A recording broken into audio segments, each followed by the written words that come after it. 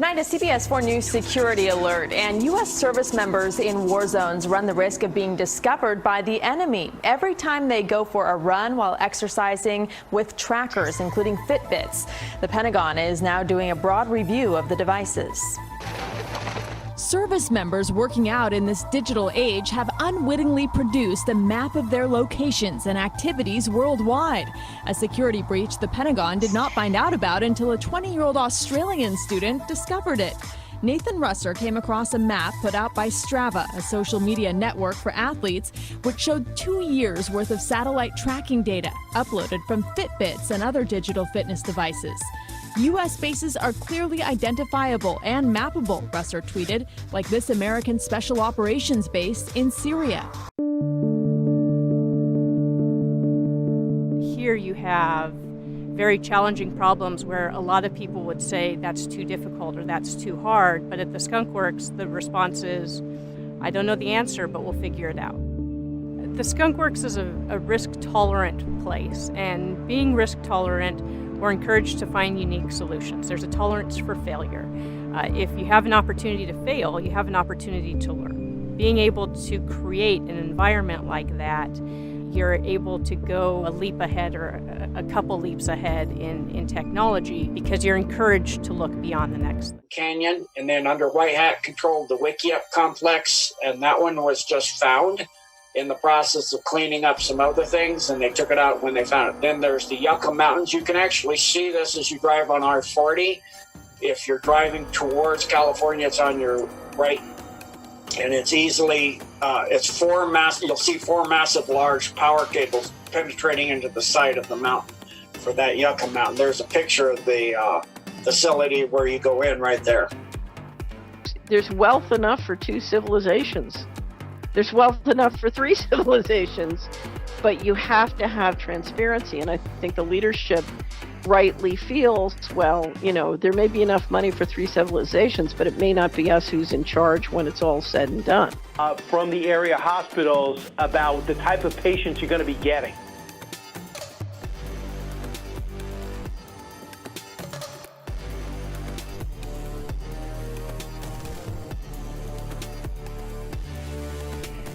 We sure are. In fact, we're integrated in. I have a two-star commander that's forward. We're very closely tied in with the local officials, with the FEMA officials, with the HHS officials. So we know exactly how we're going to tie in. And in fact, it's also tied into the Army expeditionary medical capability that we forward to the New York Center as well. That mountain behind me during the Cold War housed one of the Soviets' most secret bases. Inside there, 7 submarines could hide from spy planes, satellites, and be refurbished, be rearmed to do the job they were designed to do. We've driven into the heart of the mountain, to where the submarines were kept.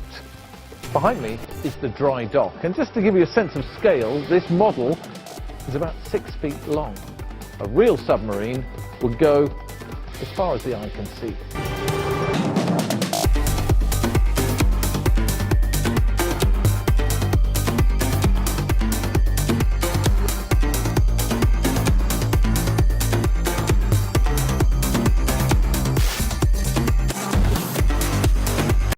Welcome to part 2 of the Continuity of Government documentary series. In part 1, we discussed known and declassified information of the government's plans to save themselves. And in part 2, we are going to look at the logistics for the future of continuity of government, as well as current theories and technologies that are being used today for continuity of government. I'd like to start with money, budget, and financing. We have to look at this continuity of government as a breakaway civilization. We've heard that term before. But when I explain the financing of this, it will help you to better understand that this breakaway civilization is existing right in front of our eyes. In 2015, the federal government's budget for the entire nation of the United States of America was $3.8 trillion. And you can see with the graph on the screen where all that money went to. Now you see what it costs to finance a nation, to keep the roads going, the buses moving, industries producing. Now, just from what we know, from what they tell us, the breadcrumbs they leave us, there is $21 trillion missing dollars from the budgets from the last 20 years. And I could tell you that that number is quadrupled in reality. This is enough money to fund an entire United States nation over and over again. In 1 year alone, the Pentagon lost trillions of dollars. Just gone, up and vanished. But you, the normal citizen, can't miss $1,000 out of your taxes, or the IRS will come knocking on your door and start taking from you what's yours. The Defense Department's Inspector General has said that the U.S. Army made wrongful adjustments of around $6.5 trillion to accounting entries in 2015. He added that the Army lacked receipts and the invoices to support the figures and simply made many of them up. Many U.S. citizens have expressed anger over the news. However, mainstream media in the U.S. have largely ignored this story. But the government can just lose trillions of dollars, poof, vanished in thin air. And we know this money goes to various black projects. This information is the cornerstone of what we're going to look at next. The idea that America is secretly funding the breakaway civilization of continuity of government. They are building entire cities, entire road networks and highway networks. Infrastructure like power plants, rivers, reservoirs, all entirely underground. First, let's look at some of the technologies to paint a picture on how this is accomplished. We have the technology to build massive underground tunnel networks. Tunnel boring technology is only getting better by the year. And now you don't even need to be under bedrock to create these tunnels. As the machines are building the tunnels, they can create concrete structures behind it, tunnels of rebarred steel and concrete as the machine is digging the tunnel. Elon Musk is using one of these machines to build a train network underneath Los Angeles publicly. And he's building a tunnel towards the Los Angeles airport, all underneath sand. No bedrock where he's building. Elon Musk is greeted like a rock star as he emerges from a Tesla in his test tunnel in Hawthorne. Traffic is soul destroying. It's like acid on the soul. It's horrible. It would have been incredible if you could travel around LA, New York, DC, Chicago, Paris, London, anywhere at 150 miles an hour. That'd be phenomenal. Musk wants to help build a network of underground tunnels where driverless cars would shuttle passengers to and from multiple stations around major cities. The great thing about tunnels is that there's no limit to how deep you can go. They're weatherproof. At each stop, there would be a lift, which would avoid the construction of large and expensive stations. It's all very fluid ground. When there's earthquakes, it rolls around where he's building.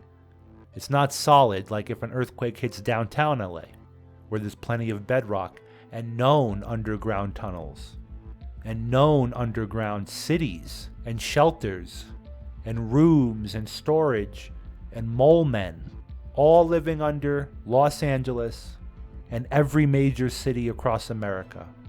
To find out information about this, you just have to leave the comfort of your home, go down to your local subway station, find a friendly homeless person, and talk to them about the society underneath the streets. They have cable TV down there. They have heat down there. They have water down there. Ask them what else is down there. What else have they seen or heard? And it doesn't take that big of an imagination to understand how vast these tunnel networks can be. For example, just look at the CERN program, with the largest scientific instrument ever built, housed 200 feet underground with miles of track and tunnels, miles of cabling and wiring, and it's all in your face. It's all possible. These tunnels can even go underwater. Think of the tunnel in Europe connecting the UK to the mainland. So now you understand the concept of the tunnels. But in previous videos, I've showed you testimony of truckers driving hundreds of miles underground, delivering goods all across the country completely underground. Pretty fantastic idea. But the funding is there. They have the budget all set up for the breakaway civilization. With $21 trillion missing on the books, not even counting money that's been donated by rich families, money that's been stolen by black operations like drug trafficking, human trafficking, which the intelligence agencies run to make money for this breakaway civilization, money laundering, stock exchange shorting. The list goes on of ways they make money. And that number of $21 trillion missing off the books grows exponentially. I'm willing to say here that they have over $100 trillion of funding for this secret society continuity of government operation. And really the numbers are probably in the 500 trillions, 900 trillions, like we see with the weird bank accounts found in 2008, the spiritual boy accounts. My whole point is this: you have to expand your understanding of what is possible. A famous quote by Ben Rich, former CEO of Lockheed Martin's Skunk Works division, a research and development division of Lockheed Martin. He says, "We already have the means to travel among the stars, but these technologies are locked up in black projects, and it would take an act of God to get them out to benefit humanity. Anything you can imagine, we already know how to do." He goes on to say, "We now have technology to take ET home. No, it won't take someone's lifetime to do it. There is an error in the equations. We know what it is. We now have the capacity to travel to the stars." He said this over 15 years ago. He said this in 1955. So when Skunk Works says this, that we truly have everything you can imagine, with that vein of information, we are going to go down a couple rabbit holes now of technology that exists out there that'll help you better understand what's happening beneath our feet. The elite are all about admiralty law and the open oceans. This has been ingrained in them since the times of England and the great colonial wars. And continuity of government is not left out of the oceans. The government has openly funded and researched deep-sea research labs, underwater facilities, underwater testing facilities. And this technology has expanded into underwater sea labs, just like the old cartoon predicted so very well. But let's take a look at something you can grasp on. The technology out there of DSRVs, or Deep Submersible Rescue Vehicles.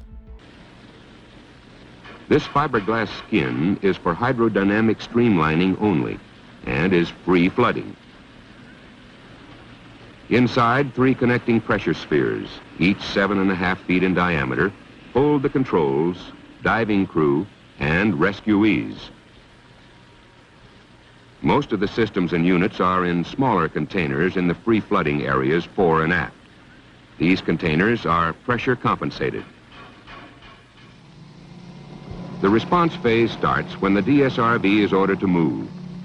Depending on the distance to the disabled submarine, the DISUB, DSRV goes directly from its own waters or is moved overland to a port with proper facilities nearer the distressed sub.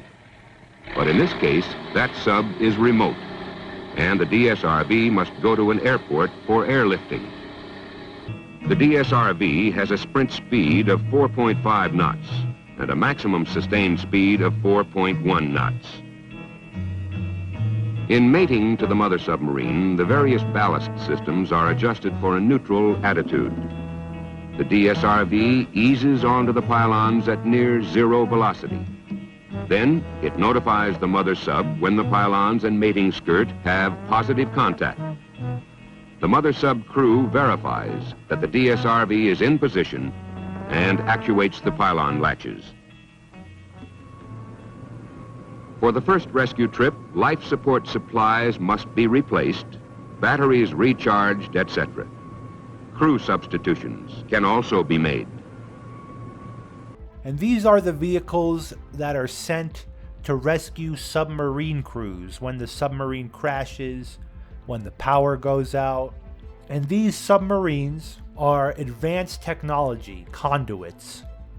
They have the ability to latch on to other subs underwater, to pressurize and depressurize, to lock on to the airlocks, to transfer crews. That's a big important thing there. Used for underwater transfer of crews from one submarine to the other. Hiding, you could hide people this way, you could transport stuff this way. But the need to not have to surface the submarine to exchange goods, services, and information. These DSRVs are the focal point of the elite's underwater capabilities. They are highly classified. The ones that we know of, they look very old. We see new ones coming out from India that show you some of the technology nowadays, but it's nothing compared to what the US military has. Couple the ability to transport people from submarine to submarine, from base to base, underwater completely, with the technology of underground submarine bases. We know from old Soviet footage what some of these look like. I can only imagine what the Americans one look like.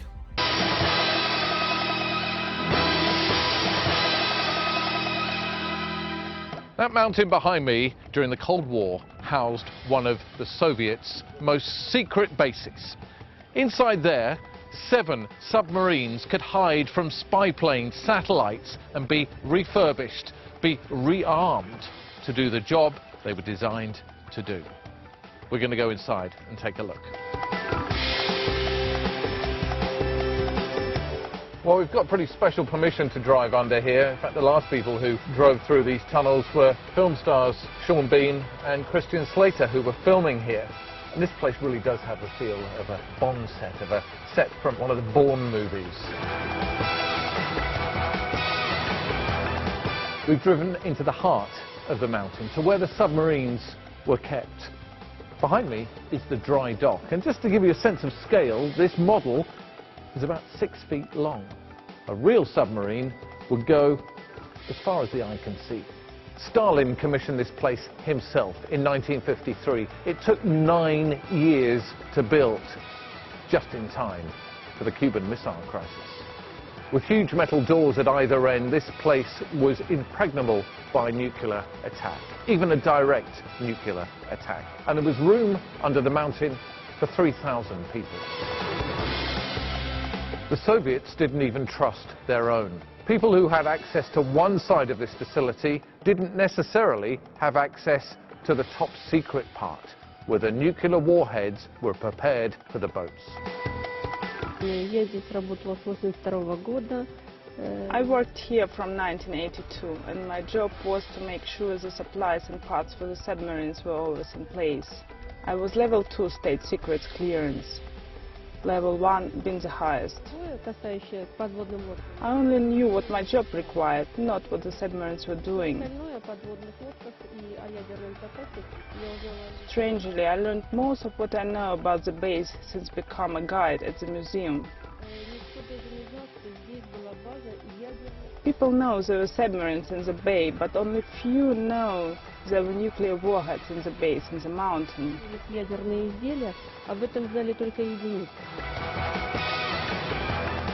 Just a few hundred yards from where the submarines are moored is where they kept the nuclear warheads.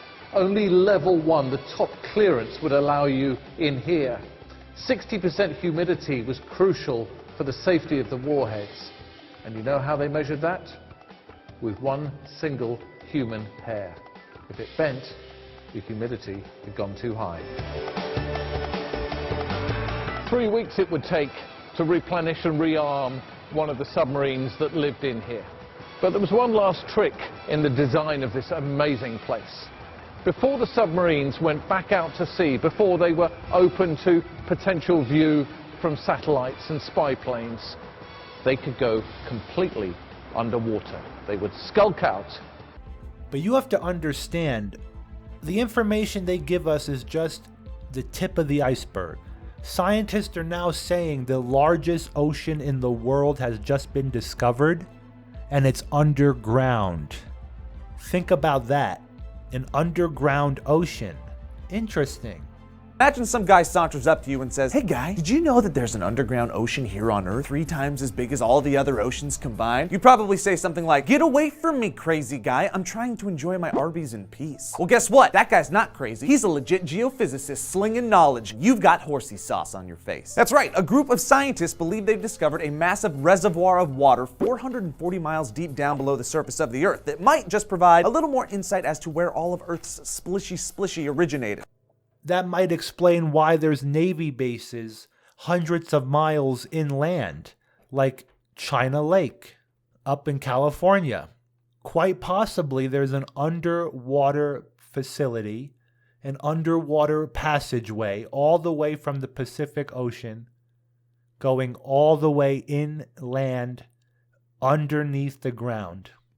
These rumors go so far that it is rumored that underneath Cheyenne Mountain in NORAD that they have a submarine pen and a submarine base, which would indicate that there is some sort of waterway and means for submarines to get there.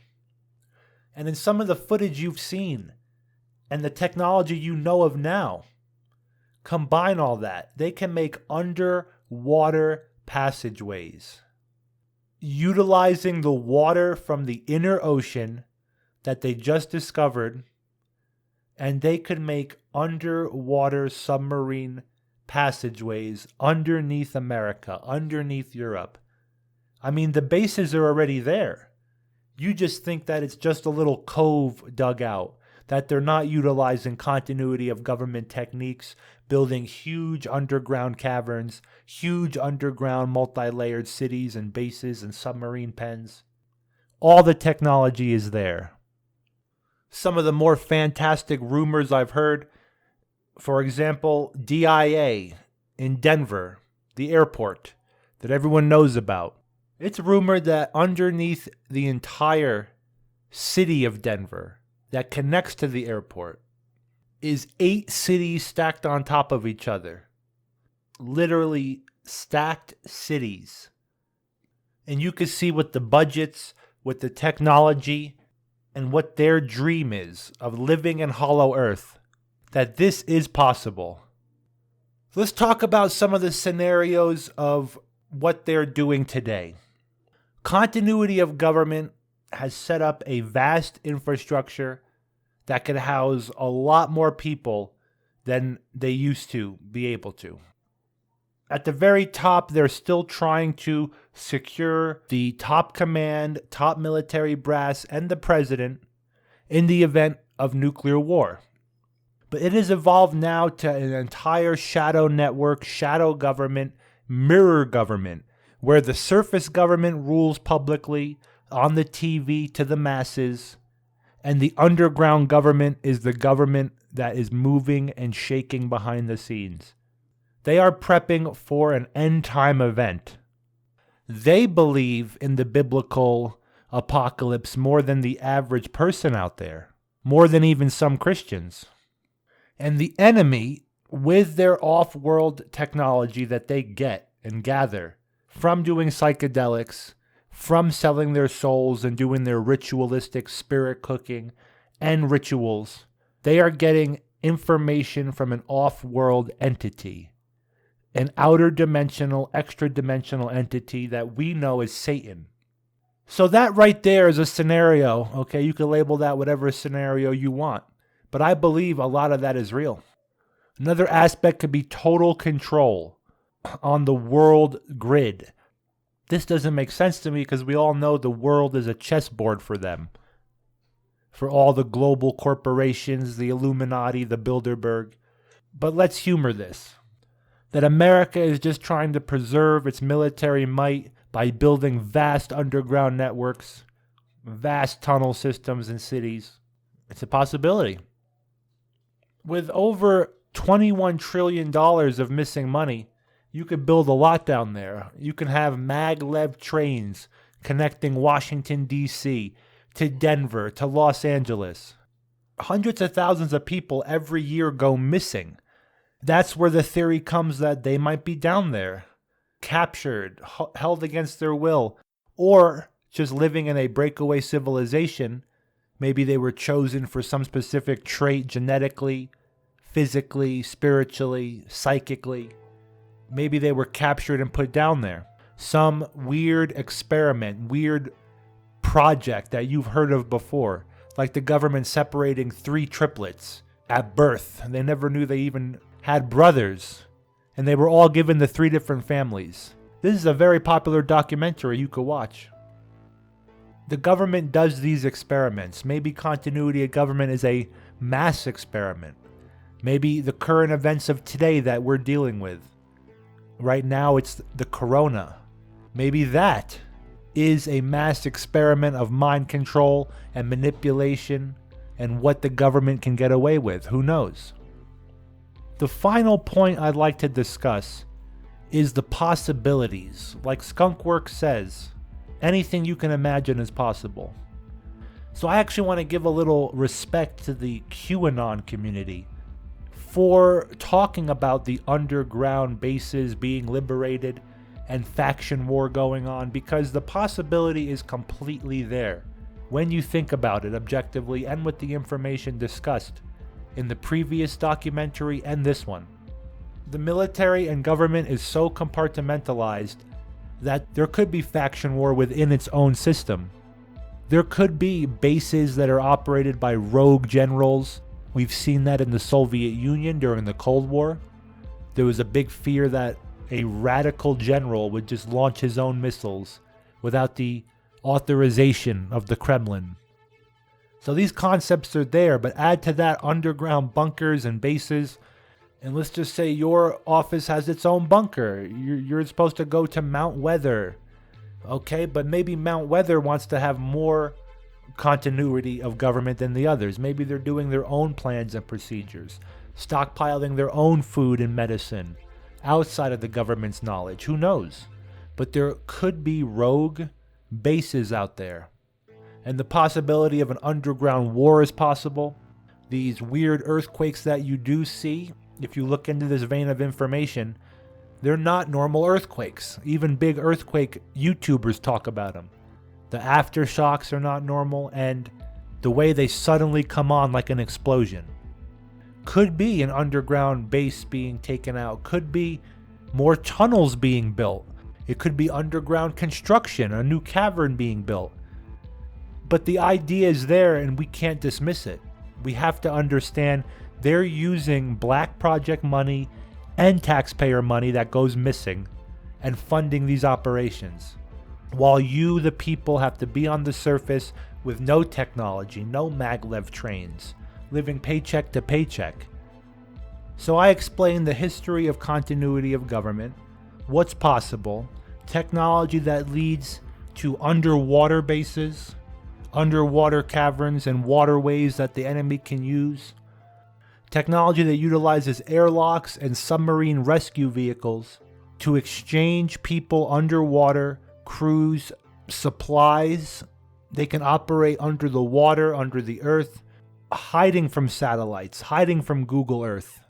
And you have to understand that the breakaway civilization, in my opinion, is not good. They are not for the people.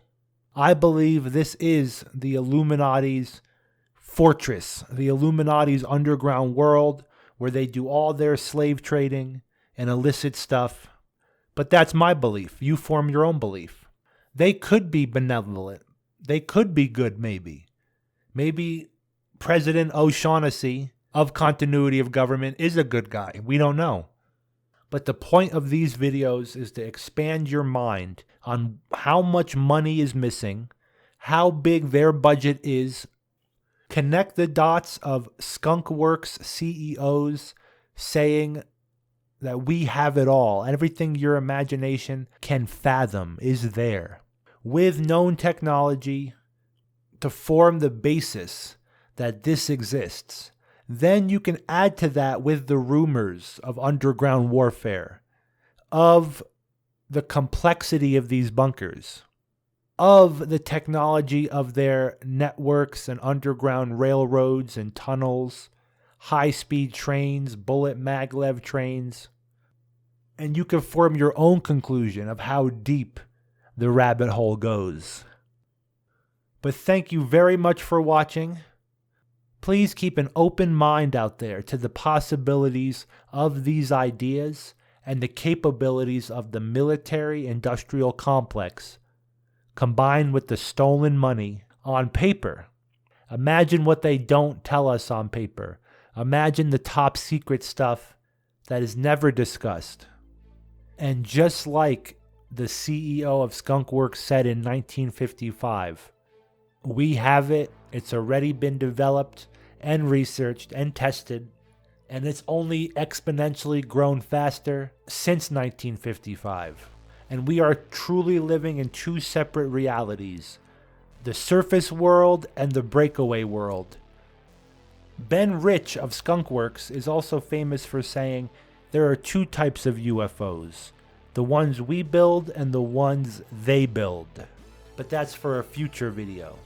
Just understand, you are driving a combustible engine car from technology from 100 years ago, while they travel to the stars, to the deepest parts of the ocean, live in subterranean cities. The technology's there, you have to dig for it. Thank you very much for watching. I want to thank my Patreons for supporting the channel. I want to thank everyone for helping share this video with your friends and family.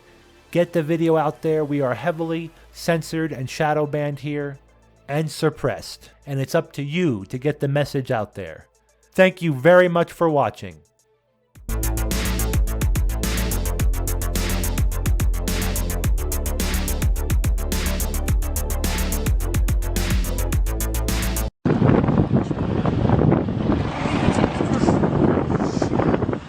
Yeah.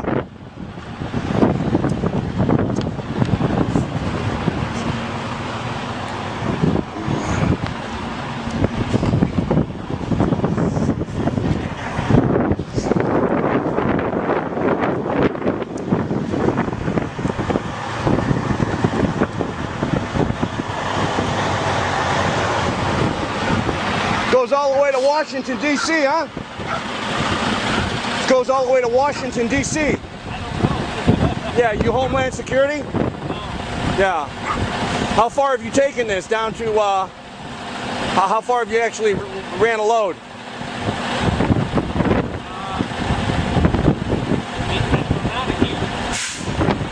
$100 miles? Up to Maine? No shit. How many miles do you think that is?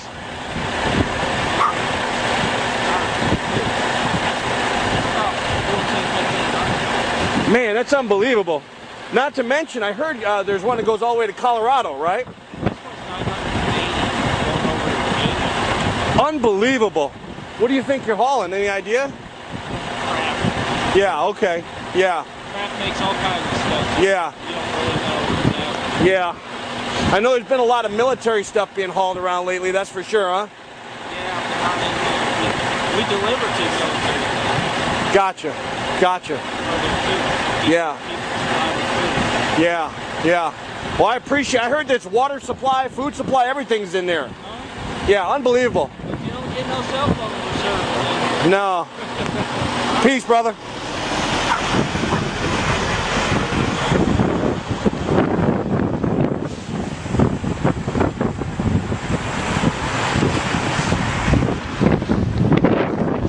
I mean, basically, you got an underground roadway system here that runs all the way to Maine, to Washington, D.C., to Colorado, It's fully stocked. It runs completely underground. And you can see they've been hauling tons of military equipment. You know, they're stocking all these bases. Now the other thing is the railroad system here is also very strategic. They're bringing in boxcar loads and they're dump shipping here, and they can really deliver to all these locations, which these locations go all the way to Area 51. These locations go all the way to Washington, D.C. There's access underneath the White House to this location, okay?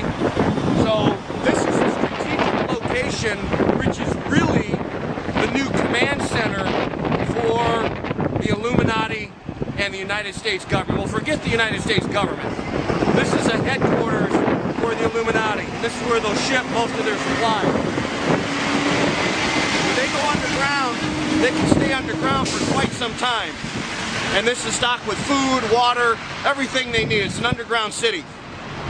So this is the north entrance, and we're going to go see if we can do some more digging.